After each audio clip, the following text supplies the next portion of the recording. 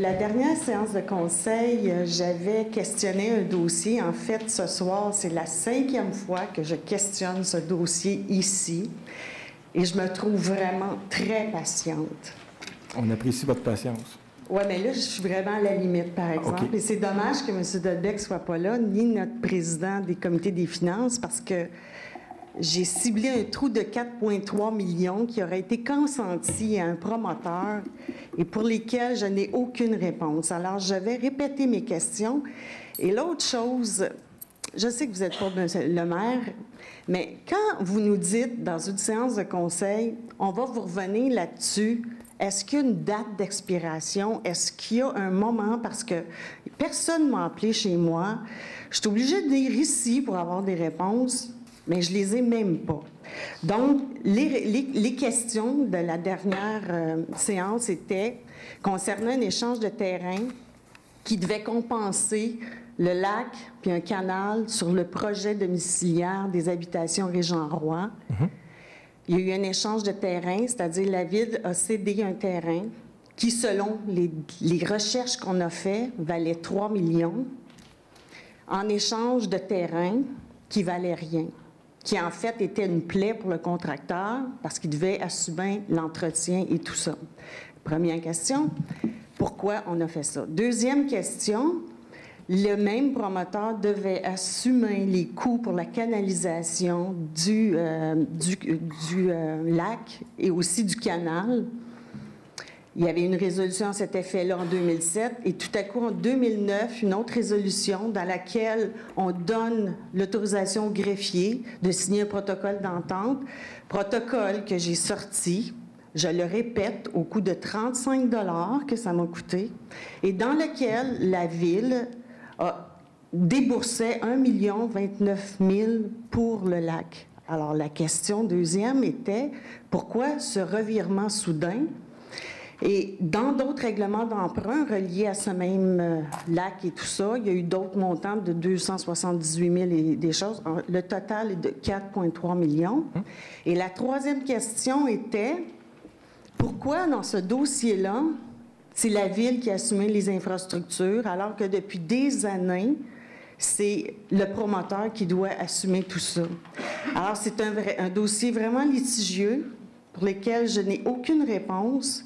Et dans ce même dossier d'infrastructure-là, je n'ai pas fait sortir les soumissions, mais c'est les Fréjaux qui ont eu le contrat pour les infrastructures.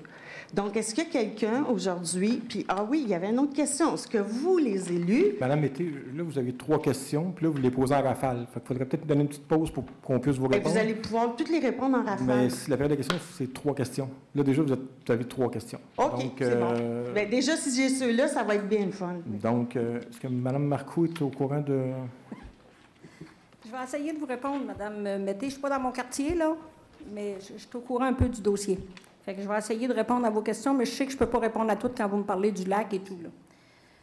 Ce que je sais, c'est qu'en 1990, dans les années 90, là, on ne s'enfargera pas d'un chiffre, là, si ça ne vous fait rien, la ville de Saint-Luc, l'ancienne ville de Saint-Luc, a fait creuser un fossé le long de la rue La Palme pour être capable d'égoutter une partie de ce secteur-là. Avec les années, vous savez très bien qu'avec les années, à un certain moment donné, le ministère de l'Environnement a modifié la définition de cours d'eau. Et quand, en 2007, M. Fréjaux et M. Roy ont commencé à parler de leur projet de développement, ils ont voulu aller déplacer ce fossé-là, puis ce fossé-là, maintenant, avec la nouvelle définition, avait la définition d'un cours d'eau. Et quand on parle de cours d'eau, maintenant, vous le savez qu'on s'en va directement à la MRC. Donc, M. Fréjaux est allé à la MRC pour demander de changer, autrement dit, le fossé de place, le cours d'eau, parce que ça lui nuisait pour être capable de modifier les infrastructures de la rue La Palme pour faire son projet.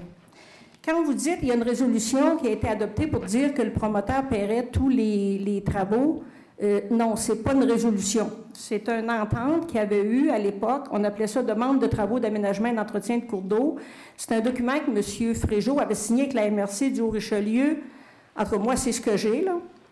En disant, bien, je m'engage à payer les frais des travaux et lui, voulait déménager le fossé et lui, dans son optique, voulait s'entendre avec les riverains.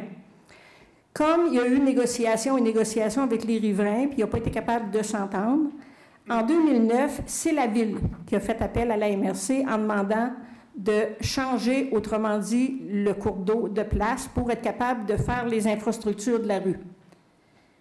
Et c'est à ce moment-là que on va venir avec l'échange de terrain. C'est comme deux dossiers séparés, là. Mais pour être capable de prendre le cours d'eau, puis de le changer de place pour l'envoyer dans le lac dont vous faites mention, là, il a fallu prendre du terrain, bien entendu. On n'a pas passé dans les airs, on a passé sur les terrains qui appartenaient aux promoteurs. Et la Ville, au lieu d'acheter le terrain qui appartenait aux promoteurs pour être capable de changer le cours d'eau d'endroit, a décidé de faire un échange de terrain. Un échange de terrain pour leur permettre de faire leur développement qui était au coin sur Grand-Bernier, pas loin du domaine de l'An, juste avant la rue du Mouchel. Là. Et à ce moment-là, on a échangé environ 27 250 mètres carrés. Il avait été évalué environ, je pense, 1,15 $ au coin de l'An, du pied carré. 1,35 $. 1,35 à l'île Sainte-Thérèse, je crois. Ou le contraire? Non, c'était plus cher à l'île Sainte-Thérèse, je pense que c'est normal. Parce quand on parle au coin de Grand-Bernier, on parle de terrain qui était tout près de la voie ferrée, qui était sous la ligne électrique à haute tension. Donc, c'était pas du tout le même prix. Fait qu'il y a eu échange de terrain. Ça va bien jusque-là?